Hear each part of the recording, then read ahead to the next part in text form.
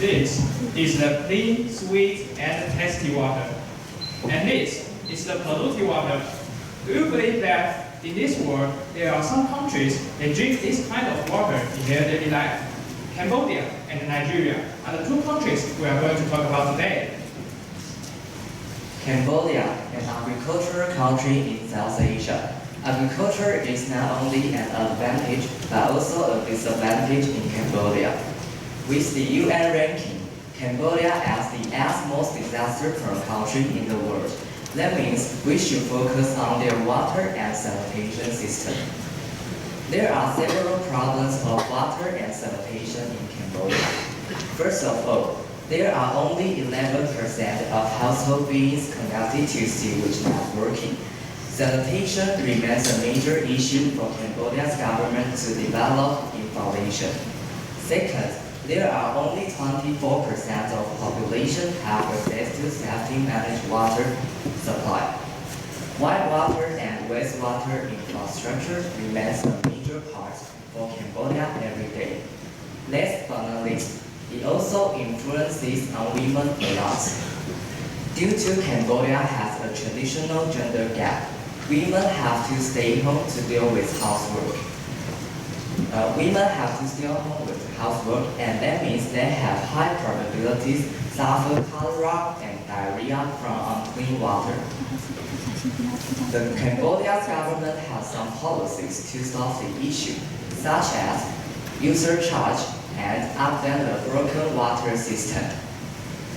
The Cambodia's Water Supply Authority felt they need to make people pay and promote the idea of saving water. With their money, they started fixing broken water system and hiring new technicians who were much younger and energetic. In addition, the price of water was declined and more people can afford it. Now we're going to talk about the issue of Nigeria. Lagos, which is the biggest city in the country of Nigeria, is located in low-lying lands and wide-ranging marsh. Although it has a good reputation for African Venice, the fact is that it is a huge floating ghetto. Only 26.5% of the population use improved drinking water sources and sanitation facilities. Contaminated water is the primary cause of diseases. These diseases kill people and are costly to the economy. Pollution has led to a high level of toxic chemicals being reported in Nigeria's water resources. Facing this serious problem, UNICEF has a water project called WASH. The purpose of the project focuses on the ability for children to access safe water, the quality of water they can access, and the journey they must take to collect it. WASH is the collective term for water, sanitation, and hygiene. UNICEF has been engaging in promoting development to support WASH sector reform and sustainability, as well as provide water supplies, sanitation facilities, and hygiene education to many rural communities and public organizations. During the period of 2014 to 2017, they made some progress, such as 18,622 water points that were constructed or rehabilitated, over 3 million household latrines built by communities and families, resulting in additional 12 million people living in the poorest rural areas having access to improved water sources.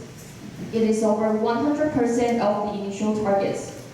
In response to global goals, UNICEF has developed a new strategy from 2016 to 2030 that provide a framework to guide our work related to water, sanitation, and hygiene over the next 15 years.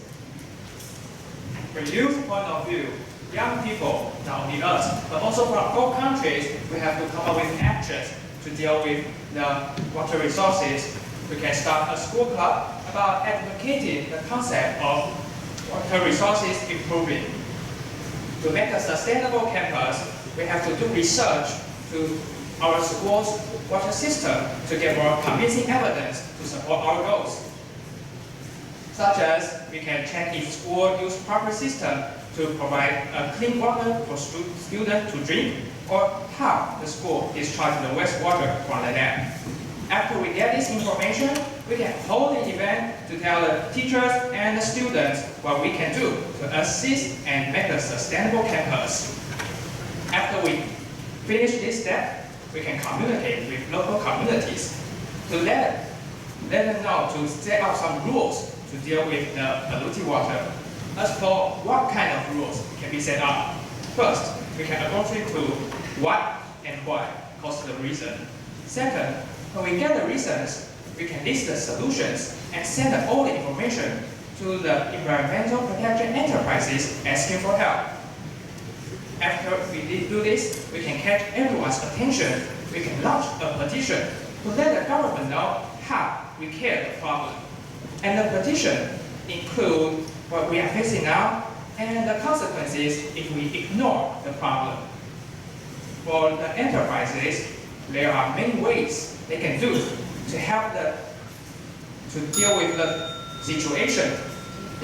They can start from their own company. Corporate leaders can be the pioneer for water sustainability at local, national, and global levels. They invest in technology, research, and innovation beyond their immediate operational needs.